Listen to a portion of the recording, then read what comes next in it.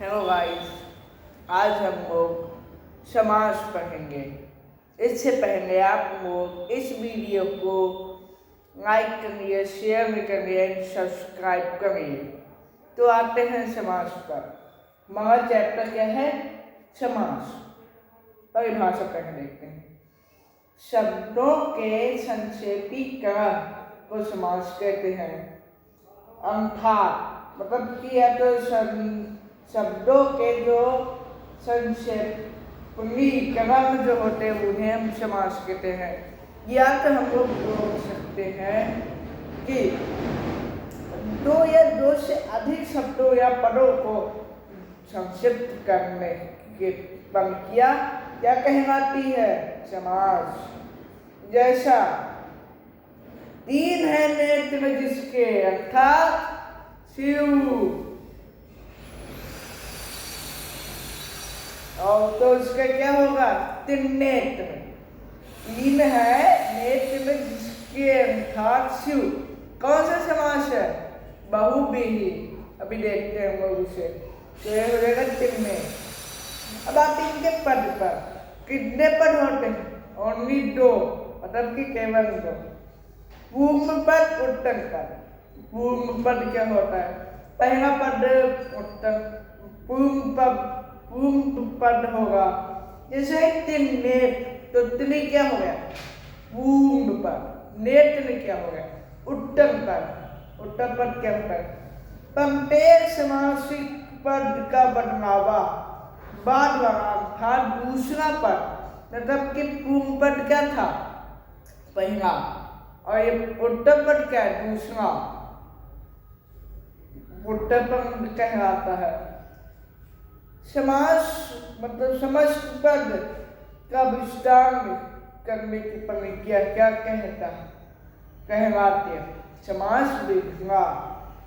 अब जिसमें जैसे कुछ उदाहरण है, माता और पिता हो जाएगा माता पिता। राजा का पुत्र, राजपुत्र। रसोई के लिए, ऐसे ही बहुत सारे हैं।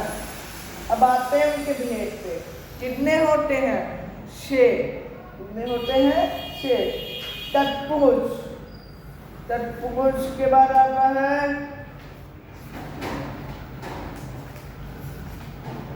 कर्मधारय, द्विगु और बहुव्रीहि समास।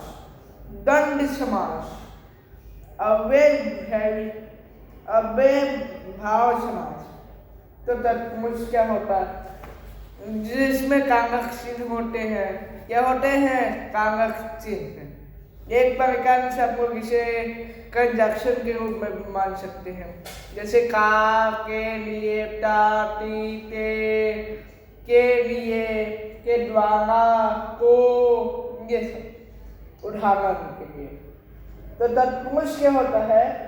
जिस समासिक पद का उत्तर पद प्रधान हो या विशेष हो एवं पूर्व पद उत्तर पद की विशेषता बताता है, वह तत्पुरुष समास कहलाता है।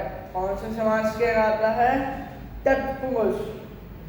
अब जैसे कि इनके कुछ भेद भी हैं 6, जैसे कर्म तत्पुरुष, कर्म तत्पुरुष, संबंधान तत्पुरुष, अपादान तत्पुरुष, संबंधी तत्पुरुष, अधिकरण तत्पुरुष। मतलब कि जो कारक आप लोगों ने पढ़े ही होंगे, तो उसमें पहला वाला लास्ट वाला जो सब वो कारक होते हैं उन्हें हटा दिया जाए, तो बीच में जितने भी हैं 6 कारक के कितने भेद होते? 8। पहला वाला और आखिरी वाला हटा दो तो वाक्य से उनके भेद हो जाएंगे। ठीक। अब आता है कर्मधारय। इसमें इस तरह याद करिए, विशेषण विशेष हो जिसमें उपमेय उपमान भी हो, उसे क्या कहते हैं? कर्मधारय। तो कर्मधारय में जिस समास के पूर्व पद तथा उत्तर पद में विशेष विशेष अथवा उपमेय उपमान, वही वाला बात अभी जो मैंने अभी क्या कहा था कि जिसमें विशेष विशेष हो अथवा उपमेय उपमान, वो क्या हो जाएगा? धांगड़ अथवा का संबंध पाया जाता है, वह कौन से समास कहलाता है? कर्म धांगड़, जो तक एग्जाम्पल के लिए विशेष रूप से नीलाकाश, नीला है जो आकाश, पीताम्बर, पीला है जो अंबर, नील कमल, नीला है जो कमल, ऐसे बहुत सारे हैं। उपमेय उपमान में विद्या धन, विद्या रूपी धन, मतलब जैसे रूपी में आ जाता है, जैसे पेन रूपी मांगिका, जो मांगिका होता है वो किसका रूप में होता है? पेन का, इस प्रकार। कम कमल, कमल के समान कर, पारा पेड़, परागों के लिए के समान पेड़, इसी का होता है। दिगु में क्या होता है? दिगु में होता है जैसे कि पहला अंक जो होता है वो नंबर हो, जैसे कि कुछ लोग पूछते कि दिगु कौन सा समास है, दिगु कौन सा समास, इसी तरह से पूछ सकते हैं अगर दिगु ही दिगु समास है। समस्त पद, देखो दिगु में क्या होता है? दिव जो है वो तो दो हो, तो मतलब कौन सा? दिगु। इसकी परिभाषा देखते हैं। जिस समास के समस्त पद का पूर्व पद संख्यावाची तथा उत्तर पद संज्ञावाची होता तथा समस्त पद समूह का बोध कराता, दिगु समास कहलाते। कौन सा समास? दिगु। तब देखते हैं उदाहरण।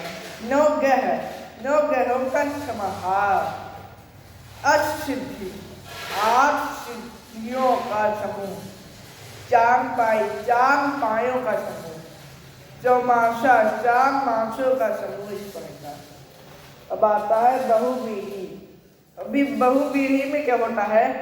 3 होते हैं, जैसे कि आपको विस्तरा, बहु, पहला वर्ग क्या है? बहु। देख आप लोग एक एग्जाम्पल लीजिए कैसे याद कीजिए।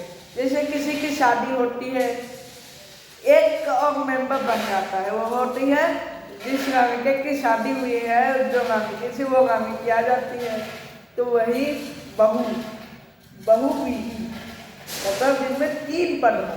3 कितने होते हैं? 3।